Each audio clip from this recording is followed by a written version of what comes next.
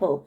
In this video today, I'm going to be talking a little bit about reasons why CBT/ERP might not work for your OCD, because cognitive behavioural therapy with exposure and response prevention is the gold standard for OCD treatment. It works really well for the majority of people, but there will be a small percentage of people who don't find that it works as well. So in this video, I'm really going to be focusing on that small percentage and why for some people it might not work, at least not on its own. Let me just reassure you that it's not because you're not trying hard enough. It's really nothing like that. That would be a very mean thing to say to somebody, because nobody wants OCD. Nobody chooses to have OCD, and people with OCD want to get better. So if the therapy isn't working, it's highly unlikely that it's just a person not trying hard enough. There is most likely a completely different medical reason why it's not working. Because different things work for different people. We have to remember that although something is seen as the gold standard, there isn't one thing that works for every single person, otherwise no one would be suffering from OCD. So we need to remember that everyone is different and there isn't a one-size-fits-all. Again, it's also important to say that CBT/ERP isn't a cure, it's a management strategy. So again, it's not going to completely get rid of OCD, but for some people there's just minimal effect whatsoever, and this video is really focused on those people. So the first reason that psychological therapy might not work, it could be that you have Tourettic OCD, because there's this thing I've seen a lot of people saying it doesn't matter what type of OCD you have or what subset or what your theme is, all that matters is that you don't give into it and that you do ERP and then you'll get better. However, that doesn't really work for Tourettic OCD, because Tourettic OCD isn't anxiety based. Basically, OCD is said to be a disorder where the rituals are fueled by fears, anxiety, and intrusive thoughts, and where not doing a ritual leads to increased anxiety. However, with ERP, eventually that anxiety might go down. Problem is, Tourettic OCD isn't the same.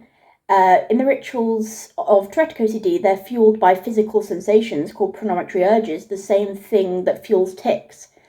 So instead of washing your hands out of a fear of germs, for example, you might wash your hands because you feel an uncomfortable sensation on your hands. And another example, instead of opening and closing the door because you feel like something bad might happen if you don't, a person with Tourettic OCD would do it because they feel a sort of sensation clinging to the door and pulling them like an elastic band to keep doing it. It's more tic-like, and the reasons for the rituals are different. So this is why my OCD therapist, when I was younger, actually said I was a very atypical case, because they hadn't seen anybody who could just stop their rituals and not feel anxiety like I did. Because I wasn't feeling anxiety, but I was feeling an increasing physical sensation, a premonitory urge that would eventually explode. And the problem with this is it has a similar effect to tic suppression, which is unhealthy. Unfortunately, if you ask Tourette specialists, they gaslight the Tourette's community, and they don't listen to us, and they say, there's no harm in suppression, no studies show there's harm in it.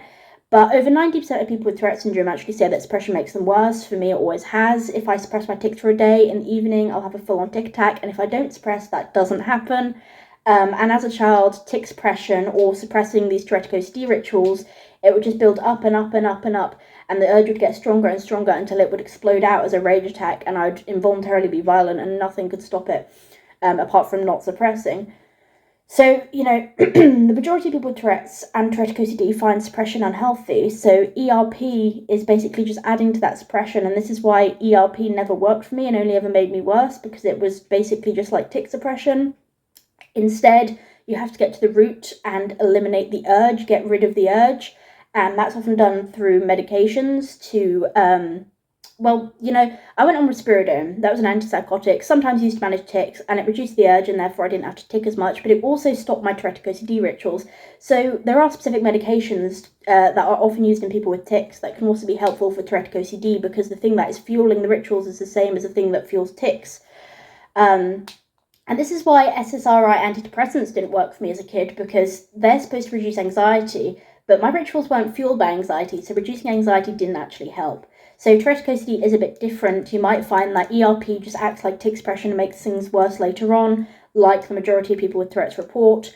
I did recently do a post on that on my Instagram, Chronic Doc Advocate, so I would highly recommend looking at that.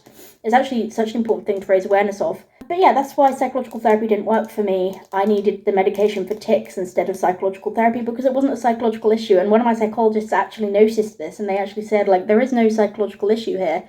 You're diagnosed with OCD, but you have no anxiety when you don't do the rituals, so this isn't psychological. It was neurological. It was based in having Tourette's. But interestingly, you can have Tourettic OCD without meeting criteria for Tourette syndrome, because you can have Tourettic OCD without vocal tics, for example. So do look into that. I know some people my friends as well, who had similar experiences, who they went to psychological therapy for a really long time and it never worked or only made them worse, and they realised that it's because it was actually more of a neurological issue. It was tic-based, so definitely look into that. My rituals that stopped me from being able to dress myself or use the toilet in my home, they were all Tourettic OCD rituals, not anxiety-based, but based in physical sensations. The reason I would bang my clothes on the floor is because I felt like there was a sensation on top of them, clumps, like sticky magic I would call it, and I would have to knock off these clumps, but there wasn't actually any fear or anxiety behind it. So, it does need to be managed differently. I needed the antipsychotic medication. The second reason why you might not be responding as well to ERP or CBT is because you might actually have undiagnosed PANDAS or PANDAS. Now, a lot of people think that this isn't real, but it is. It's recognised by the International OCD Foundation, Stanford and Harvard, and it is in the International Classification of Diseases 11. PANDAS is under, I believe, immune diseases. So it is definitely a real thing, and it can affect adults. The National Institute of Mental Health removed the age restriction because there are some people who have an onset of PANDAS in adulthood. It's not as common, but it can happen. And again, those of us who grew up with PANDAS in childhood, we don't magically grow out of it by the time we turn 18. We still flare with infections when we're an adult. Only difference is there's hardly any services for adults with the condition, so it is exhausting and tedious.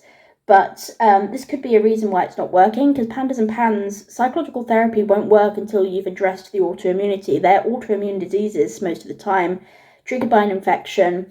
Your immune system gets confused and starts attacking the basal ganglia, which leads to OCD tendencies, often very severe, with severe anxiety. And, it's just debilitating. It's what caused me to have no quality of life. So it's really important to look into that, because if you have that, then psychological therapy on its own will not be enough. You need to address the underlying infection first with antibiotics and inflammation and autoimmunity with interventions like anti-inflammatory medications or even intravenous immunoglobulin. So important to do that.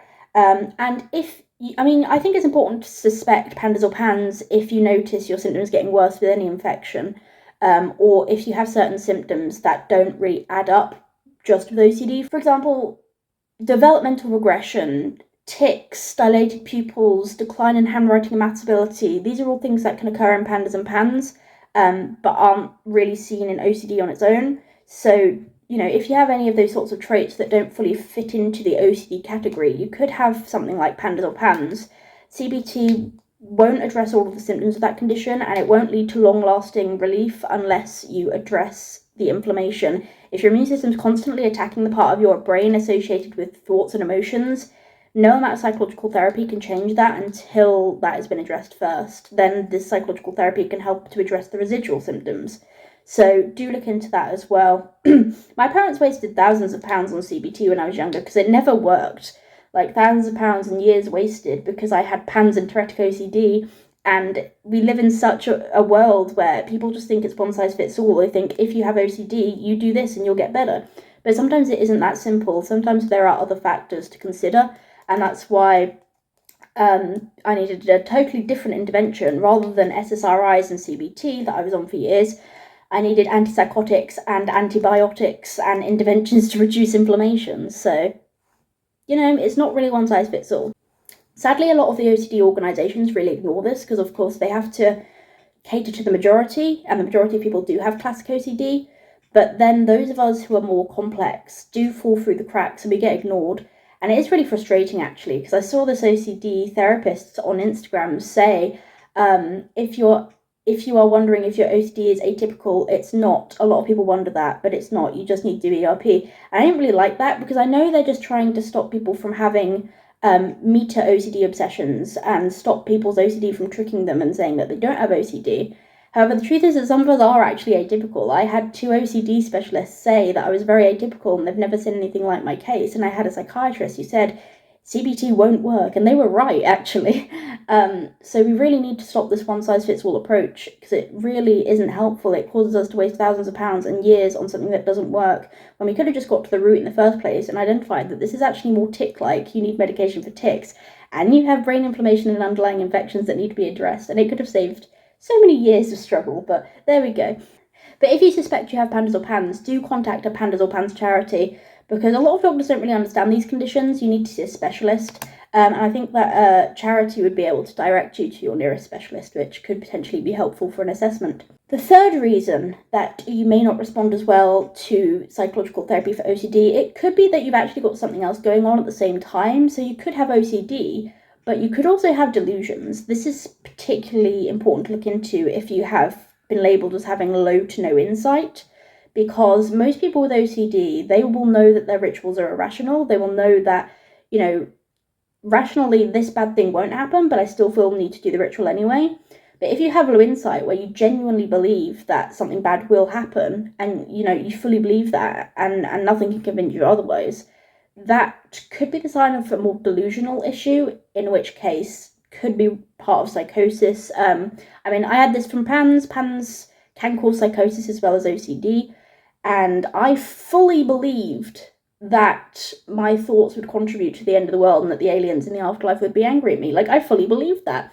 And yes, I'm aware now that it sounds ridiculous, but at the time I believed it, and it caused me to burn up with fear, because I was having constant intrusive thoughts, like multiple a second. Genuinely, they were coming so fast because my immune system was just attacking the part of my brain associated with thoughts.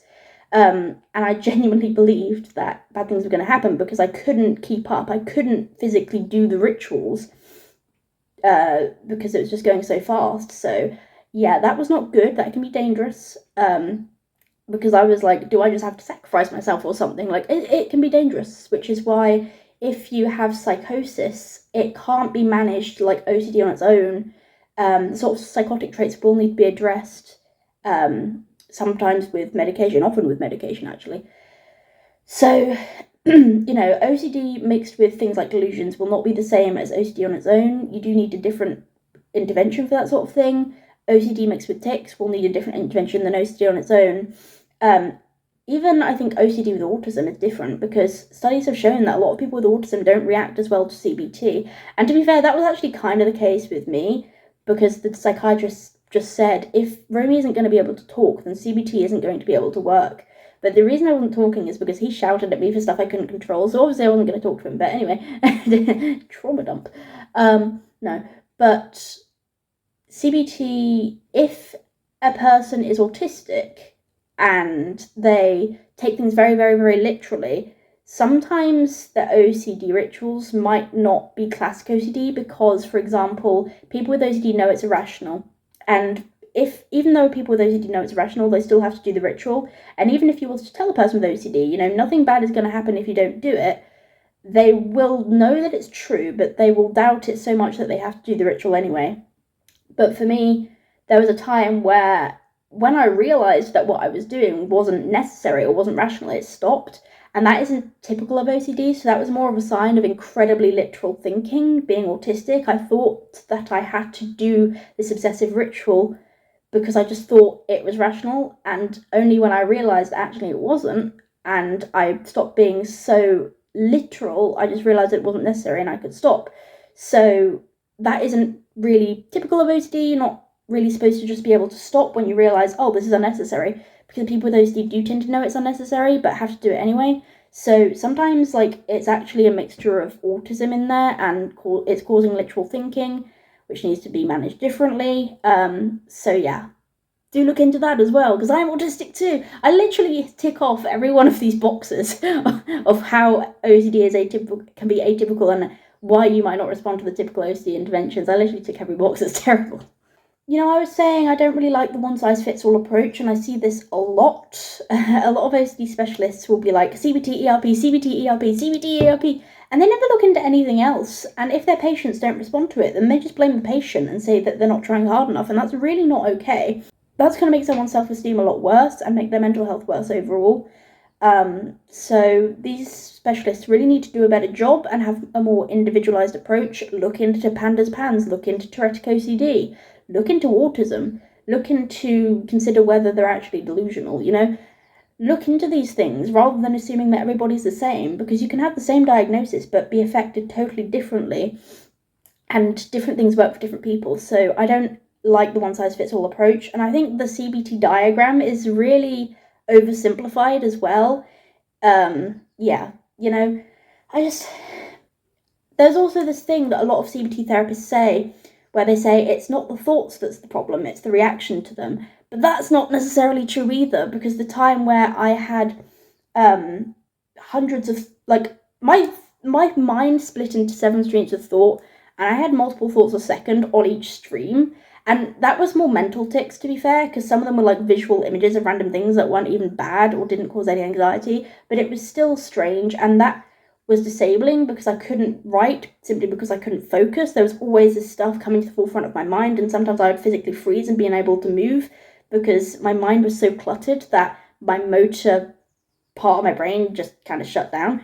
So sometimes it is the thoughts that are the problem, especially if you actually have severe mental tics and it's not purely OCD intrusive thoughts. Mental tics and intrusive thoughts can be very similar, but the thing is that mental tics happen without compulsions, and sadly no amount of ignoring mental tics makes them go away. They're kind of always in the back of your head and always keep coming up. So it's not the same as OCD. Mental tics also, they aren't caused by anxiety, and they don't always cause anxiety themselves. You can have mental tics with no anxiety behind it. So they are different to OCD intrusive thoughts, but you do have to look into that, because sometimes it is actually mental tics rather than OCD thoughts. And ERP won't work for that because there isn't any compulsion associated with it. It's just there. It just keeps popping up, even if you don't obsess over it like a tic does. So I think it's important to look into that. And also, even when I had this thing when I was 17, where I would I would look at someone and think something horrible. I'd be like, why am I thinking that? And just all the time that would happen. And even if I didn't act disgusted by it or didn't have any compulsion with it, it would still happen.